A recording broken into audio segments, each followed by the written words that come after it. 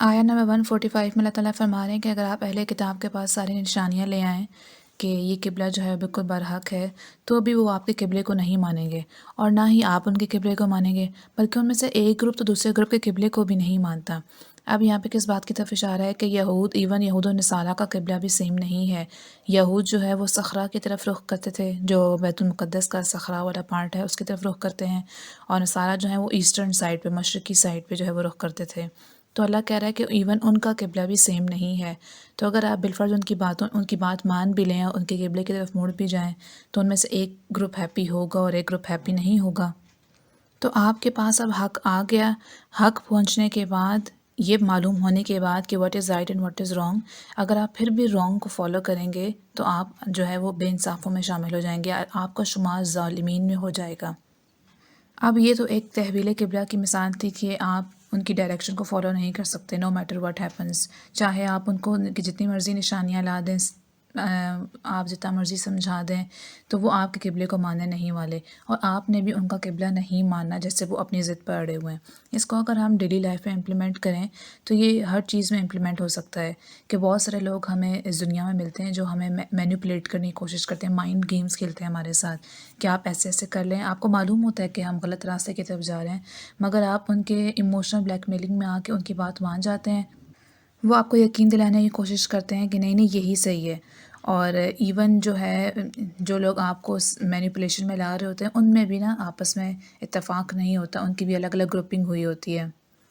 تو اگر ہم اس آیا سے اس کا لیسن سیکھیں کہ اگر آپ یہ جانتے ہوئے کہ دس از اے رانگ پاتھ اور آپ اس کو فالو کرنا شروع کر دیں، تو at the end of the day آپ ہی ظالمین میں کنسیڈر ہوں گے، وہ لوگ تو سائڈ پر ہو جائیں گے اور آپ جو ہے وہ بیچ میں ایک سزا کا مستحق ہو جائیں گے۔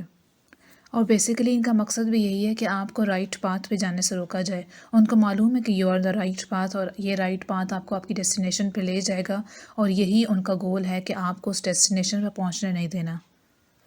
پھر اللہ فرما رہا ہے کہ جن لوگوں کو کتاب دی گئی تو وہ اس کتاب کو ایسے پہچانتے ہیں جیسے اپنے بیٹوں کو پہچانتے ہیں، یعنی اپنی اولاد کو پہچاننے میں کسی کو دقت نہیں ہوتی ہے، انسان کو معلوم ہوتا ہے کہ میری اولاد ہے۔ اس طرح وہ اپنی جو ہولی بک ہے اس کو وہ ایسے ہی پہچانتے ہیں، اپنے احکامات کو ایسے ہی پہچانتے ہیں، لیکن اس کے باوجود جو ہے وہ پھر حق بات کو چھپاتے ہیں۔ جیسے ہمارے ہاں بھی صرف یہ یہود و نصارہ کی بات نہیں ہو رہی، ایون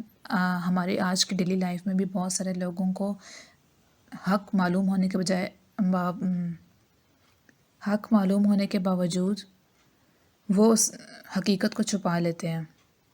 جن کو نا فیکٹس اینڈ فگرز بھی کہتے ہیں۔ فیکٹس اینڈ فگرز انہوں نے چھپا لیے۔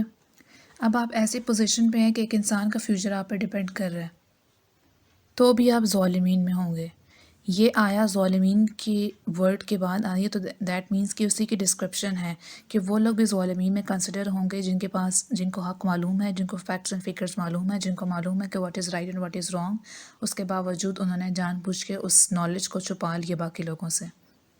حدیث مبارک کا مفہوم ہے کہ علم آنے کے بعد حق کو چھپانا جو ہے وہ ظلم ہے۔ آپ علیہ السلام نے فرمایا کہ جو ایسا کرے گا اس کو قیامت کے دن آگ کی لگام دی جائے گی۔ اب اللہ کہہ رہا ہے کہ جو اللہ نے بات مینشن کر دی،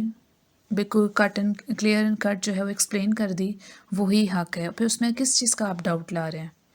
نیکسٹ آیا بھی اسی کی کنٹینیوٹی ہے کہ ہر انسان کی ایک ڈائریکشن ہوتی ہے، کوئی انسان رائٹ کو فالو کرے، کوئی رانگ کو فالو کرے، کسی کے پاس نالج تھا، اس کو فیکٹس اینڈ فگرز معلوم تھے، اس نے ان کو چھپا لیا، اس نے ڈاؤٹ کریٹ کرنے کی کوشش کی۔ تو اللہ کہہ رہا ہے کہ آپ نے کیا کرنا ہے، فاستبقوا الخیرات، آپ نیکیوں میں سبقت کریں، نیکیوں میں آگے بڑھیں، گڈ ڈیڈس میں آگے سب سے ہو جائیں، اور فاستبقوا الخیرات، جو خیرات ہیں ان کو اپنا سینٹر آف لائف بنا دیں، کیونکہ ہم سینٹر آف لائف کی بات کریں، ہم قبلے کی بات کریں، تو ہمارا سینٹر آف لائف جو ہے وہ ہماری نیکیاں ہونی چاہیے۔ جبکہ اگر ہم اپنی سچویشن دیکھیں تو ہمارا سینٹر آف لائف ہمارے موبائلز ہو گئے، ہمارا سوشل میڈیا ہو گیا، ہمارا سوشل سرکل ہو گئے۔ ایون موبائلز کو بھی آپ اگر خیرات کے لیے، خیر کے لیے استعمال کریں تو وہ بھی آپ کا ایک اچھا سینٹر آف لائف بن سکتا ہے، کیونکہ آپ جہاں بھی ہیں اللہ نے آپ کو اکٹھا کر کے پھر حق بات کے اوپر لانا ہی ہے۔ چاہے آپ نے ساری لائف ایک جھوٹ پہ گزار دی، کبھی نہ کبھی حق تو واضح ہوگا، پھر آپ سے آپ کا سینٹر چھین لیا جائے گا، اور جب آپ